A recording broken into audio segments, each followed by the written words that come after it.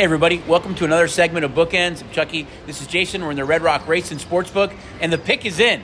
It's less than a week until the pro football draft, and we're draft central, Jay. I mean, we've got so many different draft props on the board right now. We've got a huge event next Thursday for the first round of the draft. Mike Tice, Corey Chavis, Jason, and myself. We're going to break it down, give away a lot of stuff, make it fun, interactive, draft caps. I can't wait for next Thursday night. It kicks off football season. Yeah, you can win a staycation. So, again, hopefully join us next Thursday night if you're not doing anything. Cheer on your team and what their draft pick will be, or come boo your team. Seems to be a favorite of or win a cap from your favorite team. Fans to do. And really intriguing draft this year with a lot of the kind of quarterback question marks and that there's not that real high-level talent. Right. A lot of really good receivers out there. And offensive and defensive linemen are going to probably be really high at the top of the draft. So, a lot of stuff going on, and you talked about the draft props. It's not something that everybody else in town has up. We've got a ton of stuff up on the draft, with obviously it being here in our hometown of Las Vegas. I'm really looking forward to cheering on some of those draft props. In the years past, we haven't particularly done well on the draft props. The fans and betting public have done well in picking the draft props against us, but really want to get these up so that you can have a fun Thursday night picking your players and what they're going to be drafted. Yeah, I think it's great that it used to just be kind of a viewing event, and I know you and I both kind of like it. I'm definitely a draft Nick. We've done a lot of these events in the past, but now being able to have a vested interest on some of these props, I think makes it a lot more fun that night. Even the first pick, I mean, there's not that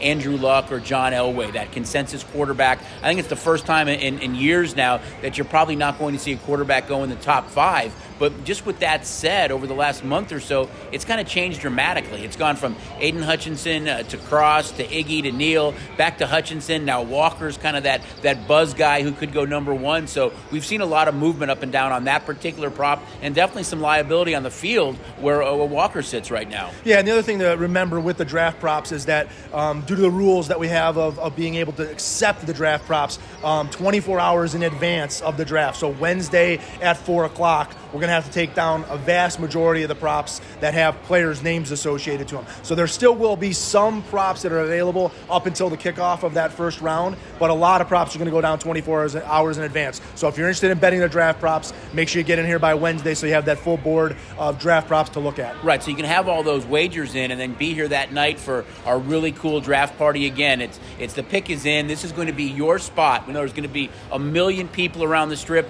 Come here. It's going to be fun, interactive, great prizes, and really those draft caps are the key. But now you could have some money, some vested interest on some of those props going on Thursday night. Come in and tell us you saw us on Bookends. We'll buy you a drink on Thursday night.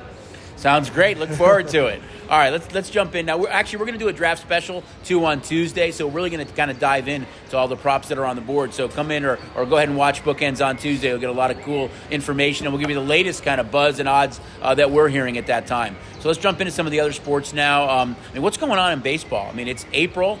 Usually we see some separation that we've kind of talked about later in the season around the All-Star break, but you're already seeing the good teams are good, the bad teams are bad, and they're on the Dodgers, it seems like, every night. And when they win, they are covering the run line every single night. Yeah, I think 8 of the last 9 Dodger games, they had the one loss to the Braves, but they not only won, but then they covered the run line. So it's been rough sledding for the books to start baseball, in particular because of the Dodgers. Obviously, the Mets have been off to an incredibly hot start, and then Mets have also been out to an incredibly hot start betting in the first 5 innings. Go check out their first 5-inning record, as they've started off great with their starting pitching. And really, it's more on the not necessarily the good teams, but it's about the bad teams. Right. Cincinnati Reds have really struggled out of the gate here. In particular, their series against the Dodgers, then down against the San Diego Padres, really struggling in those series, not scoring a lot of runs, struggling with their pitching staff. And we got 2 other teams in the Arizona Diamondbacks and Baltimore Orioles that are struggling to put runs across the board. You can look at those lineups, and those teams are hitting. Texas can score, but their pitching's really hurt them as well. Both Baltimore and Arizona hitting under 200 as a team from a batting average standpoint. We do have some players that are performing really, really well out of the box. Jose Ramirez and the Cleveland Guardians have been raking the ball. C.J. Cron is our surprise home run leader at this time. We're also seeing Vlad Guerrero and Nolan Arenado at the top of the home run list. Some really good pitching that we've seen out of the box. Verlander's come off his injury, very fantastic. Logan Gilbert for Seattle has been absolutely outstanding. So a lot of good storylines going on in baseball. And for right now, the first kind of 10 days of the season, the public has been doing well and picking winners. Yeah, it's been rough. I mean, you just look at each division right now, and if you had to predict who would be in first place in every division at this stage of the season, you'd be right on. I mean, there's not a lot of surprises right now. I mean, every division has those teams that kind of got that hype and that buzz before the season started. And maybe the one surprise team for me is the Giants and Rockies a little bit. We didn't know if the Giants could kind of repeat what they did last year. They're playing good early on, but the Rockies for me is the big surprise right now. Yeah, playing well, and I talk about it with C.J. Crone Right. is leading the league with 6 home runs, and Bryant's doing his Bryant job. has none, though. You think about Chris Bryant, I think he's leading the league in hitting, or right up there. He's batting like .359, but he has 0 home runs in Colorado, which is kind of unbelievable. To me, the big surprise right now is the Cleveland Guardians. Again, not playing. Wait a second, who? The Cleveland Guardians. Okay, so- We won't make the mistake in calling them anything like Redskins or anything like that. We're going to stick with the Guardians. Really, really hitting the baseball, getting some performance out of guys.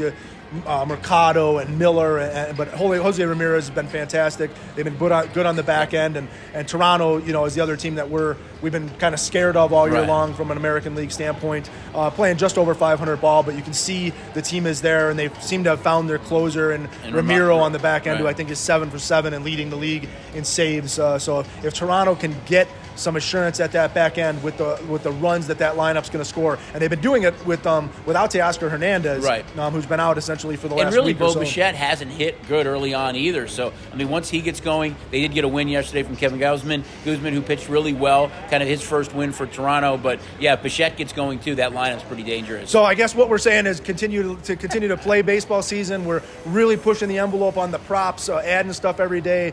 You've got a laundry list of things under the baseball category that you can bet on. Have some fun scanning through that stuff and look to make some, not necessarily game bets, but a lot of props to look through on a daily basis. All right, so we've talked about baseball. We've talked about football. Let's jump to our own backyard right now and talk about hockey.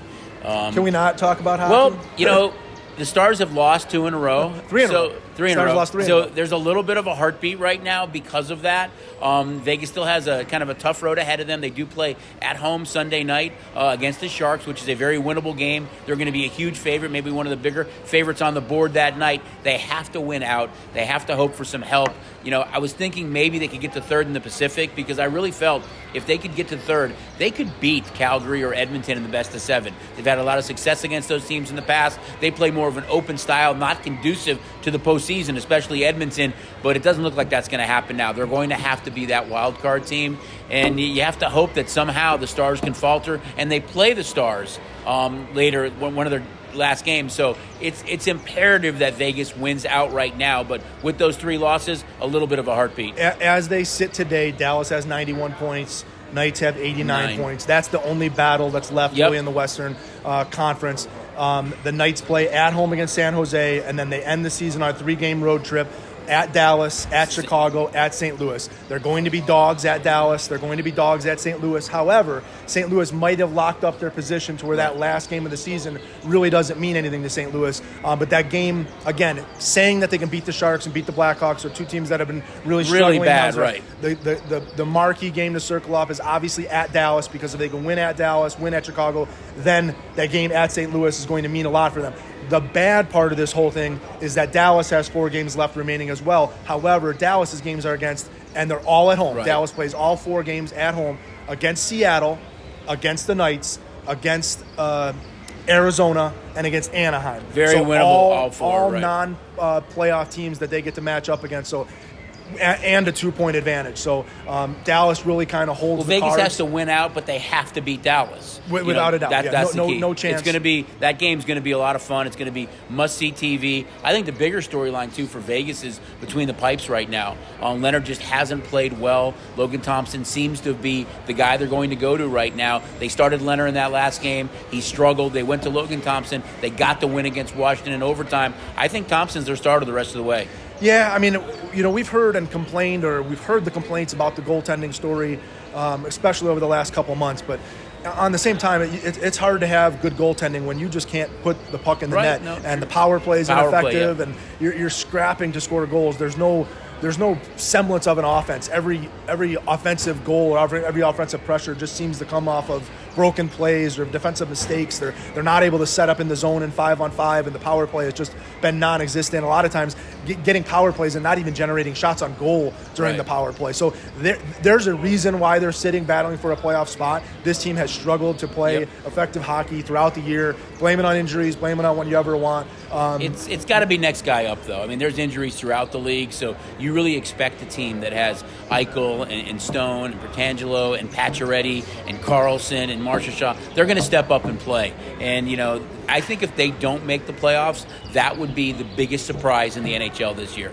Well, talk about the rest of the NHL outside the Knights and the NHL. And I was thumbs down when Chucky wanted to start talking about hockey, because hockey has been, again, talk about the public making money. Right. Hockey has been absolutely miserable for the sports books over the last 8 to 10 days. I know over the last 7 days, hockey favorites are winning at an 84% clip. And the season average on that is somewhere around 63, 64%. And I think just to piggyback off that, I think it was Friday, Saturday, and Sunday. Favorites were 22-0 over that 3-day stretch. Yeah, and I think it was like a 26-2. And as we sit here on Monday, as we sit here on Thursday, last night, hockey favorites were 9-2, and the 9 teams that won all covered on the puck line. So when we talk about the top teams in the Eastern Conference who have been in playoff position, and they've been in playoff position for close to 3 weeks, the Islanders were eliminated, who are currently sitting in the 9 spot. Washington Capitals have 97 points in the 8 hole. The Islanders have 80 points in the 9 hole. So a big separation between playoff teams and non-playoff teams. The teams that are the non-playoff teams are absolutely just not playing good hockey here down the stretch. And again, in the Western Conference, it's the same things. Top of the teams in the Western Conference are beating up all of the bottom teams in the Western Conference, and it's just been really, really rough on every given night. And we're seeing hockey prices that are minus $4, minus $5. So that separation is just absolutely ginormous. I can't remember seeing that in the past, though. We've actually seen those high prices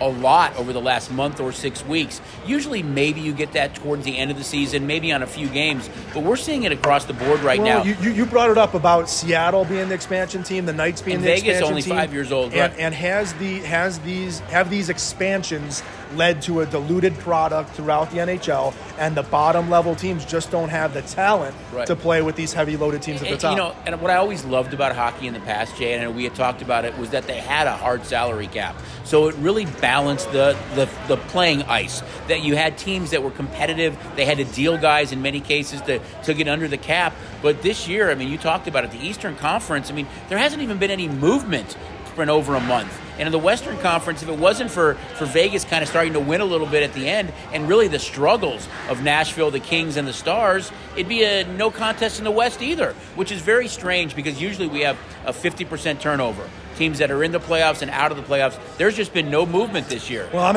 outside of let's get through these last 8 to 10 days, and hopefully the Bucs survive and enjoy the end of the regular season, and we'll see what the Knights can do. Playoff hockey's the best, I'm looking for that Eastern Conference playoff hockey. When you talk about the Boston Bruins sitting in the 7 hole and the Washington Capitals being in the 8 hole, you are talking about a loaded Eastern Conference, and that Eastern Conference hockey is going to be exciting to watch. Even the Rangers, I mean, a very popular team. They're playing really well, young goaltenders. I think the Eastern Conference is going to be really competitive. Out West, you look at how streaky, St. Louis has been now and how well they're playing. Minnesota's been playing well with Fleury, that they could be an interesting team as well. But, God, Colorado has just, it looks like a juggernaut right now in the West. Yeah, I mean, you can make an argument that St. Louis has been the hottest team in the NHL over the last kind of 2 weeks. They've been playing absolutely fantastic.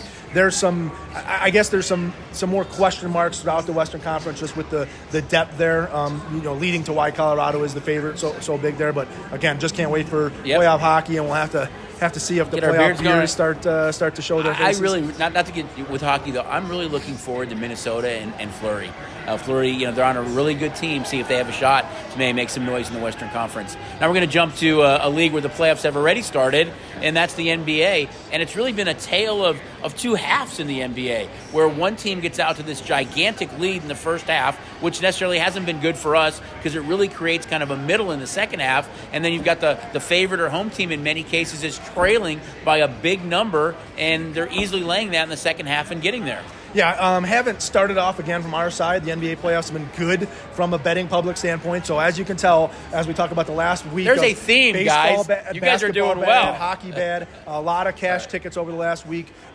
the Sixers out to a 3-0 lead against Toronto, the Warriors out to a 3-0 lead over the Nuggets. But really the tale for me has been about the injuries in the NBA. When we talk about a Devin Booker now potentially out to up to 3 weeks for the Phoenix Suns, Chris who Middleton. were big favorite. Middleton out for Milwaukee. Doncic has been out for Dallas. And so when you have those type of injuries, how does that affect the game? We're seeing this Warrior team kind of, sprint out of the gate here. And Justin Poole has been absolutely fantastic in his start there. And when you can put him with Curry and with Klay Thompson and with Green, the way that they're playing, and if Phoenix doesn't get fully healthy and Booker back, the Warriors look like the class of the West. Even Boston with Williams hurt before the playoffs. I think this was the theme last year, too. If you remember, there were so many big-name guys that were hurt during the postseason that really impacted the postseason, and we're seeing that again this year. Yeah, Boston, did what they had to do. The Nets had a good lead in that second game. Boston came back to win it. But, man, between Milwaukee losing Middleton and the Bulls kind of being able to steal a game from them, the Heat have done what they've expected to do. It's the Hawks. But, man, the way Philadelphia's kind of looked in this seems like the luck that's just with Embiid and the way Boston playing. I think there's going to be an incredible head-to-head matchup, Philly-Boston, if we end up seeing that type of matchup. I think out west, too, if you do get Booker healthy, if it ends up being Golden State and Phoenix, I think that's going to be an interesting matchup as well. So a lot of good stuff going on right now. As we it's not even it. I mean, we've got an incredible heavyweight fight coming up. Right. Tyson Fury and Dylan White across the pond on Saturday. Early start time. I think it's 11 o'clock our time. Fury's a big favorite in the fight, but again, a lot of round props on it, knockout props up, picked around props up, and he has said that this will be his last fight. He's not coming out of retirement, although we see boxers seem to find a way to do that all the time. But get in and enjoy potentially Tyson Fury's last big bout. Yeah, so a lot of cool stuff going on right now, guys. Don't forget to get signed up for STN Sports. We still have the $100 bonus going on. $50 deposit. You can still get one of those cool Stephen Money t-shirts. The draft, we're going to do a draft special next week. So a lot of fun stuff going on. We're looking forward to seeing you guys coming out Thursday. It's free. It's open to the public. It's going to be in the Race and Sportsbook. It's going to be a lot of fun in here. Again, the pick is in. This is your spot to watch the pro football draft on Thursday night. Last but not least, if you're heading out to an Aviators game, make sure to stop across the street at Red Rock and be able to bet all the Aviators games, as we've got those on the board every single day. Or have the app, and you can bet it from the comfort of your seat at the ballpark. I'm Chucky. This is Jason. We're at Red Rock's Race and Sportsbook. We'll see you guys for a special edition of Bookends on Tuesday of next week.